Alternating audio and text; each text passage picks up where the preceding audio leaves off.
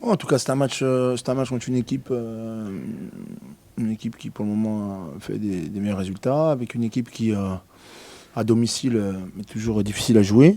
En effet, une équipe qui est derrière nous à 7 points et ce serait intéressant de pouvoir, en tout cas, que cet écart ne se rétrécisse pas. Donc voilà. Après, pour le reste, on essaie de se concentrer sur la tâche et demain on aura une tâche pas évidente, mais on est prêt pour ça. On a encore un peu plus de 24 heures de récupération et ce sera important d'être présent. Je vois ce match encore plus difficilement.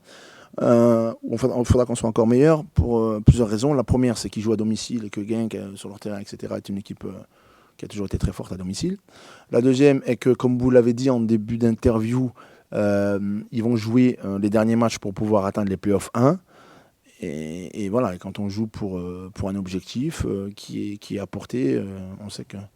Voilà, donc nous aussi on a un objectif tout aussi louable et on a aussi des objectifs. Donc voilà, ce sera une opposition entre deux équipes qui jouent pour quelque chose et ce sera donc un match difficile. En général, on sait qu'après un match le mercredi, le vendredi, comme on l'est aujourd'hui, et un petit peu la journée, on a un petit peu plus les jambes lourdes et le troisième jour, on a récupéré. Donc voilà.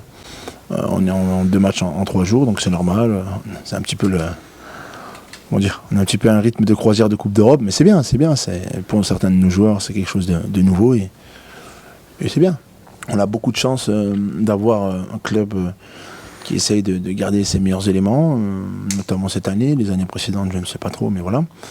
On est d'accord, la direction et le staff, pour dire que quand on a un bon groupe, bien équilibré, qui vit bien et qui fait des bons résultats, c'est important de pouvoir le conserver. Et pourquoi pas faire quelques retouches s'il y en a besoin. Donc voilà, on travaille dans la continuité, en effet. Et oui, je mesure la chance que j'ai de travailler avec ce groupe. Oui, je mesure la chance que j'ai de pouvoir continuer à travailler avec le même groupe. Et oui, je mesure la chance que j'ai si on arrive à avoir d'autres joueurs qui arrivent aussi. Ben, j'ai la chance de pouvoir avoir plusieurs bons attaquants. Voilà.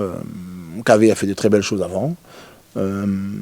Chamar a fait un bon match, s'est bien battu contre Bruges. Il a eu difficile parce que, enfin, des opposants difficiles parce que là il avait des sacrés clients et puis il s'est beaucoup bagarré. Je précise que c'est quand même le joueur qui a couru le plus de toute l'équipe. Donc voilà.